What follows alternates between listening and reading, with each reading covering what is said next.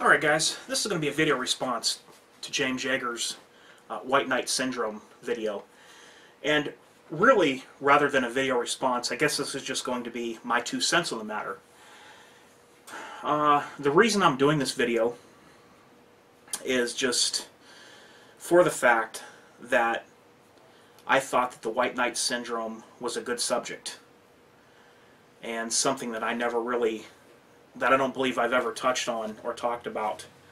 So I kind of wanted to add my 2 cents on the matter, okay? And basically just kind of speak about it from my point of view. And first of all, I'll say I agree with James Yeager.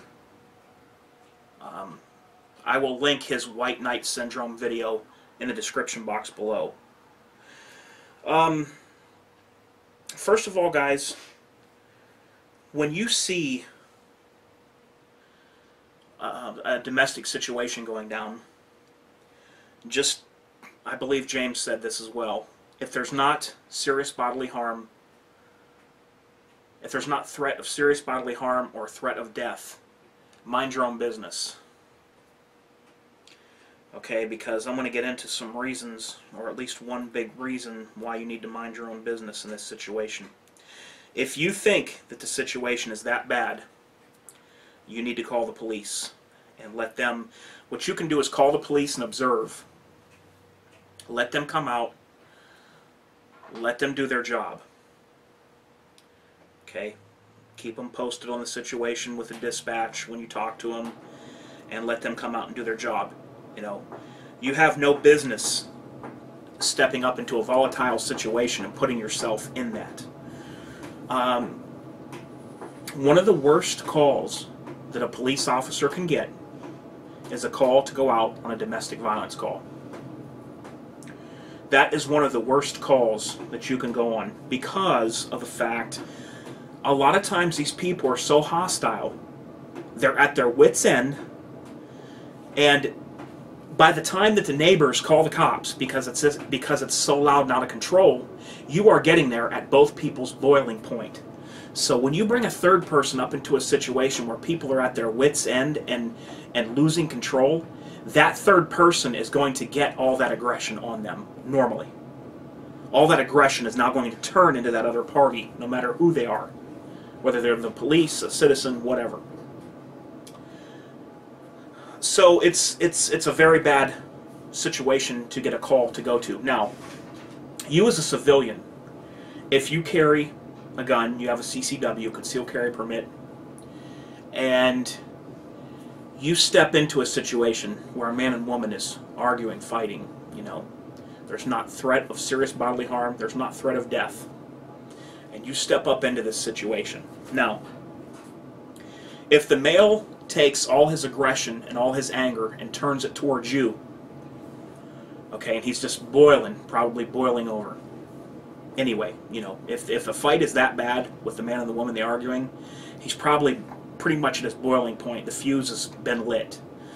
Now all this aggression is going to be turned towards you because now you're stepping up into this situation, and now you seem like just a total idiot for doing this in this guy's mind. If this guy proceeds to try to get physical with you, even if he were to maybe pull a bat out or something of his vehicle. Now, if you pull your gun and you shoot this guy, chances are you may still go to prison. Even if this guy pulls a bat or a knife and there is a threat of serious bodily harm or death to yourself, there's a very high probability that you're still going to go to prison. Now, you want to know why that is? You started it. It doesn't matter if him and his girlfriend, him and his wife are arguing or fighting. Once you stepped into that situation, you started it. Okay? You started that situation between you and them. And now when you go to court, now the thing is now you step into this and this guy gets very angry, blows his top. Let's say he gets a baseball bat out of the bed of his truck and comes towards you.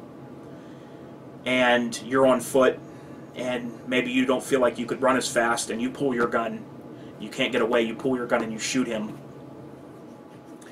Now in court, probably one of the first questions that the prosecutor is going to ask you is, why, before you stepped into that, why didn't you just call 911 or call the non-emergency number for the police? You see, it's going to look, and it pretty much is, the encounter between you and that guy, you started. Even if he was arguing with a female, a wife, a sister, whatever. Once you stepped into it and you opened your mouth and you stepped up into that situation, the confrontation between he and you started it. So if you got to go to court under a situation where you shot somebody and the situation is something that you started, you're going to have a hard time staying out of prison. And I hope you got $50,000 to $100,000 for that caliber of a lawyer that you would need to keep you out of jail.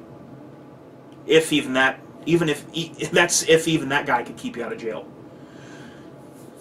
Look, when you're driving down the road and you see off the side of the street there's a man putting a new roof on his house and he's out there working, do you stop your vehicle and pull over and get out and carry shingles up on the roof for the man and help him spread tar out?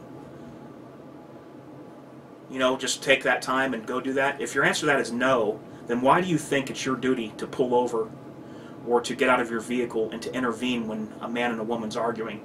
It's not your duty. Okay, if you want a badge, go to the academy, go get a badge. Okay, now, a lot of people throw around this concept called the sheepdog concept. This concept was a term that was not made up by anybody that you know or ever seen on YouTube. You can look it up, the sheepdog mentality concept. It's an ex-military man that made this up, and you can Google it and find out who that is. There's a couple of guys here on YouTube that use this term all the time. They did not make it up. There's a fine line with the sheepdog concept, okay? On some points, you could have citizens walking around feeling like that they're policing the public at all given times, and that's not the case, and that's not how you want to view yourself.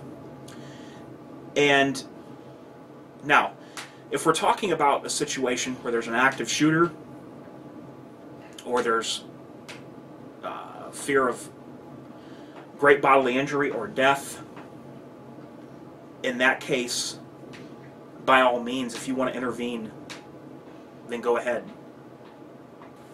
I don't think there's anything wrong with that at all. You probably have a better chance of winning the Mega Millions lottery, though, than you do of encountering an active shooter situation. But if you were to save someone, or if there's a child in a parking lot that's away from the mother and there's a car coming and you save that child, well, good for you. I think that's the prudent thing to do, you know, in situations like that. But as far as stepping up to try to prove something to someone because you see a man and a woman arguing, times have changed, guys. This may have been the way that your grandpa tells you that things were done when he was a kid or a teenager. Times have changed. You're laying yourself for a big liability, especially if you carry a gun and you put yourself into a domestic violence situation that even the police don't like to come out and handle.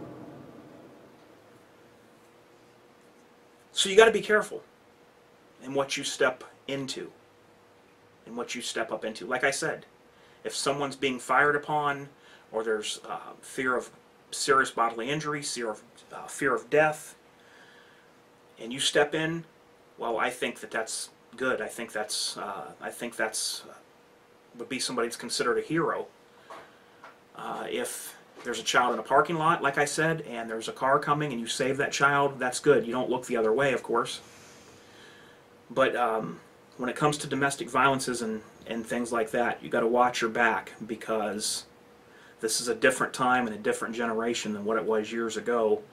And 9 times out of 10, if you're to confront this guy and you're to start beating him up, the woman would probably be the first one to jump on your back and start trying to use whatever weapon she can against you. That's normally the way it is. The police go out to a domestic violence and the woman ends up begging the police with everything she's got not to take the man away after he's been arguing or beating on her all day. So that's my 2 cents, guys. on the White Knight Syndrome. Till next time, guys, this is H4T, and I am out.